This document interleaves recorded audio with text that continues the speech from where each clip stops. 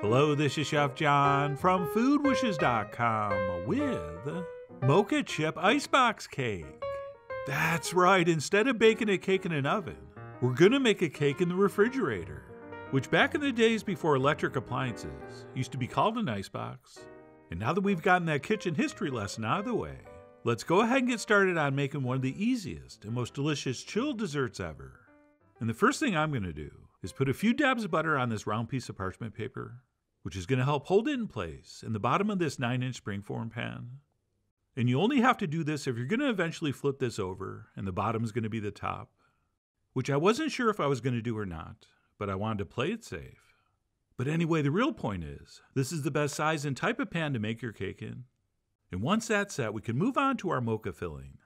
And that's going to start with some white sugar, to which we will add some instant coffee or espresso powder, followed by a little bit of unsweetened cocoa, as well as a little splash of pure real vanilla extract. And then if we're able, this is very nice if we add some coffee liqueur. And I'm using the one featured in The Big Lebowski, but anything will work, so you decide. I mean, you are after all the dude of what goes in your food. But regardless, we will follow that up with 2 cups of very cold heavy cream. And please note, the colder your cream, the faster this is going to whip up, which is exactly what we're going to do next. But we're not going to whip this up all the way yet, right? We still need to add some mascarpone cheese to this, but I think we want to give the whipped cream a little head start before we transfer it in. So what we'll do is whip this until it just starts to thicken up and has the texture something close to a thin pancake batter.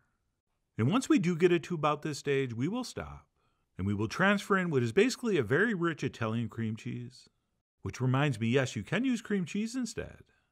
And once that's in, we'll continue mixing this until we have fairly stiff, but not too stiff peaks. And as you hopefully know, if you over-whip cream, the fat will separate and you'll end up accidentally making butter, which would be delicious mocha-flavored butter, but not what we're going for here. And the same thing will happen to the mascarpone if you overmix it. So we want to be very careful. And when our mixture looks like this, which is basically soft peaks, we really want to pay attention, especially if you're using an electric mixer, since you might only be like 10 seconds away from overmixing. So at this point I was getting very close, but I did want it to stiffen up a little more before I would consider it perfect, which you're just about to see. Oh, and if you can, try not to lose your grip on the mixer. But anyway, I was fine, and so were my peaks. And I'm going to grab a spoon here so you can get a great look at what I think is the perfect texture. Okay, what we want is something that holds its shape beautifully, but it is still nice and creamy and not too stiff and grainy and separated. And if you drag the edge of your spoon through the mixture, it should hold a very sharp line and not fill back in. And by the way, it's not an accident that I showed you that by making an X. All right, we're actually going to do 4 layers of the mocha mousse, and that's going to help us visualize how much to transfer in. And that's it. Once our filling's set, we can just keep that in the fridge when we're not using it. And then we'll go ahead and grab our pan, and we will place in our first layer of cookies, which for me are going to be some chocolate chips, but for you can be literally any cookie. And the general strategy here is to put as many whole ones as you can fit in, and then simply break off some smaller pieces to fill in the gaps. And once our cookies are placed down, we will transfer in exactly 1/4 of our mocha mixture, and then we'll use a spoon to spread that out as evenly as we can. And once we get that first layer successfully completed, we will simply keep repeating that entire process until we get all the way to the top. And once we're done, we're going to have a total of 5 layers of cookies with 4 layers of our mocha mousse sandwiched in between. And as you know, I hate time-lapse footage, so instead of doing that, I will just fill time by telling you some things I want you to know. The first of which is regarding the cookie choice. Okay, I know I told you you could use literally any cookie you want, but for best results, I think we want to use something that's crispy and not a cookie that's already soft and moist. Since what's going to happen when we put this in the icebox to set is that our cookies are going to soak in moisture from the whipped cream mixture, which if we give this enough time, is going to transform the texture into something very cake-like. Plus, besides that, by pulling moisture out of our filling, it's going to help stiffen that up and make it much nicer and firmer. So feel free to switch up the flavor of the cookie if you want.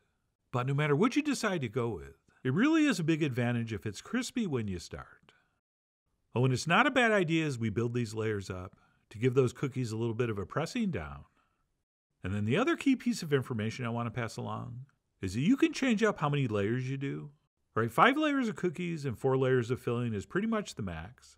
But if you did want something less cakey, with a higher proportion of the mocha mousse mixture, you could just do 4 layers of cookies or even 3. And while I started with a layer of cookie, and I'm going to finish with a layer of cookie, you actually don't have to. Okay, for slicing purposes, I think you should have a layer of cookie on whatever is going to be your bottom. But since this is going to firm up beautifully, the top layer can be mousse. So please feel free to switch up the layering order and the proportions if you want. But anyway, as I've already mentioned, I am going to do 5 layers of cookies with 4 layers of the mocha filling. And once that last layer is finished, we'll go ahead and wrap this up in plastic. And we'll give that one light last pressing down, at which point we have to transfer this into the fridge. Sorry, I mean icebox. For I would say a minimum of 12 hours, but I really do think 24 is best. And I did in fact chill mine for a full day before I pulled it out and unwrapped it. And then before we snap the ring open, I think we should go around with a thin knife that I actually dipped in a little bit of hot water, just to make sure it's not going to stick. At which point we will unlock it, and we will carefully remove the ring. And if everything goes according to plan, that should come off fairly cleanly. And as you can see, happily this one did. And once that has been de-ringed, we can move on to a few optional steps, like taking a knife or spatula and doing a little fine-tuning. And then after that, I decided to take some plain whipped cream and use a star tip to pipe some of that over the top, which I'll admit is completely unnecessary, but does make for a little bit more of a professional look. Oh, and if you don't think you can do this, you can. All right, if you have the skills to get toothpaste out of a tube, this really shouldn't be much of a challenge. And then for a final touch, I dusted some cocoa over the top, just to make it look a little more mocha-ish. Or if you wanted, some shaved chocolate would also work beautifully here. And that's it. After transferring that onto a cake plate and taking way too many contractually obligated pictures, I went ahead and cut in and removed an almost perfect, absolutely gorgeous slice. And then I grabbed a fork and went in for a taste. After I tipped it over, which I thought would make it easier to eat, since I sometimes have trouble eating on camera. And by sometimes, I mean every time. But anyway, that, my friends, is just an absolutely luscious dessert.